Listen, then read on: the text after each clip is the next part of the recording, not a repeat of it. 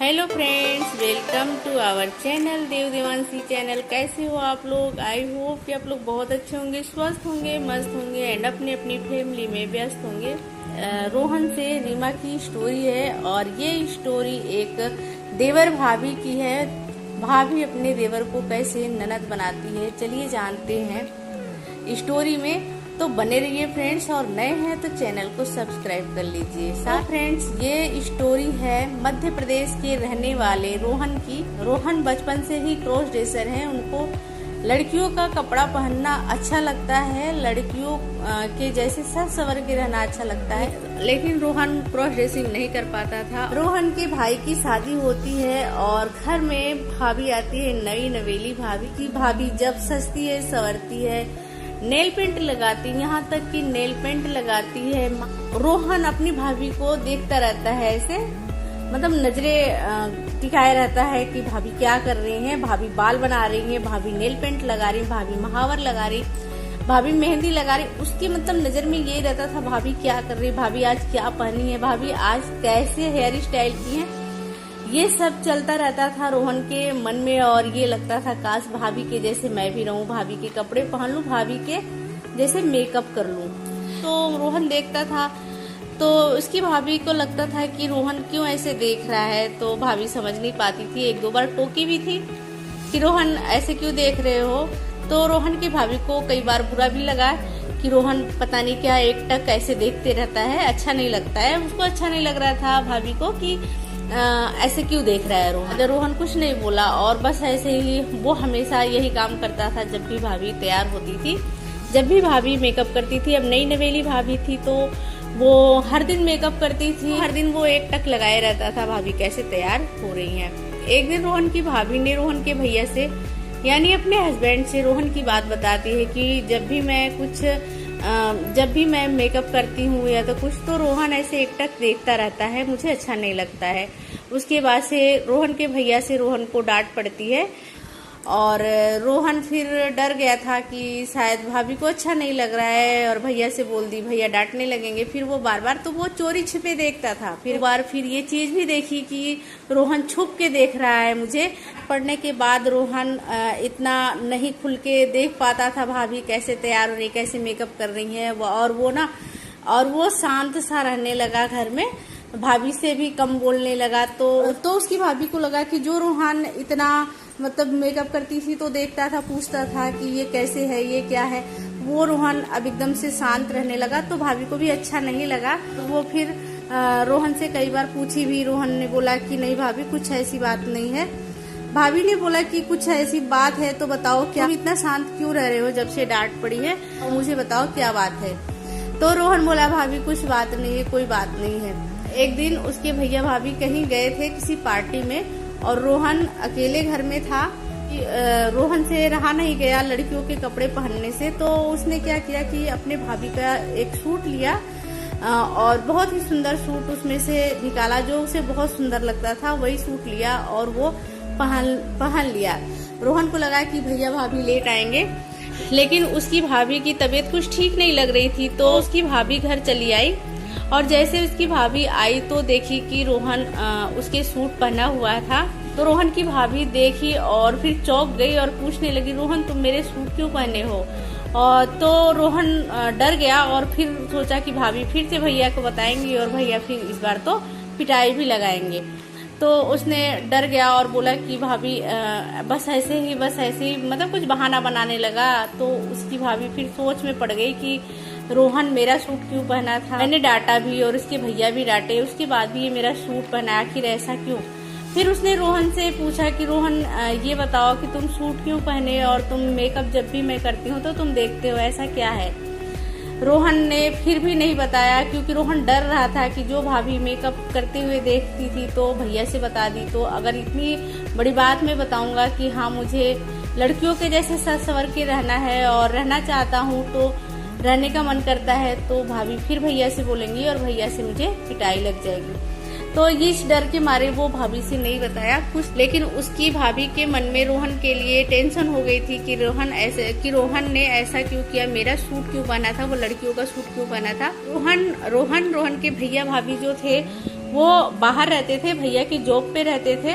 घर पे mummy papa और फैमिली के लोग घर पे रहते थे, गांव में रहते थे। तो उसकी भाभी सोची कि अगर मैं रोहन के भैया से बताती हूँ तो भी वो डांटेंगे, और उसके मम्मी पापा से बताती हूँ, मतलब सास ससुर से अपने बताती है कि रोहन ऐसे किया था, तो वो भी डांटेंगे। तो उसकी भाभी किसी से नहीं बताया। और लड़के लड़कियों के कपड़ा क्यों पहनते हैं, जब उसकी भाभी ने ये सर्च किया तो वहाँ पे क्रॉस ड्रेसिंग स्टोरी आई। और क्रॉस ड्रेसिंग स्टोरी में जब उसकी भाभी बहुत सारी स्टोरी को देखने लगी, सुनने लगी, तो उस स्टोरी से पता चला उसकी भाभी को कि करते हैं वो लड़कियों के जैसे मेकअप करना चाहते हैं, लड़कियों के जैसे सज संवर के रहना चाहते हैं, तो वो क्रॉस ड्रेसर होते हैं। फिर वो रोहन के पास गई और रोहन से बोली कि रोहन, मुझे पता चल गया तुम सूट क्यों पहनते हो और मुझे मेकअप करते हुए क्यों देखते हो। भाभी ने जो यूट्यूब पे देखी थी कि हाँ कि क्रॉस ड्रेसर के मन में क्या चलता है, वो पूछने लगी। उसकी भाभी बोली कि डरो नहीं, तुम साफ साफ बात बताओ, बात क्या है और तुम मेरे सूट क्यों पहने थे, तो तुम क्या ऐसे ही हो क्रॉस ड्रेसर के जैसे ये स्टोरी में है, वो तुम्हारे मन में भी ऐसे होता है। तो रोहन अपने भाभी से नजरें नहीं मिला रहा था, नजर झुकाए हुए था। तो उसकी भाभी बोली डरो नहीं, तुम मुझे बताओ, मैं तुम्हारा हेल्प करूंगी।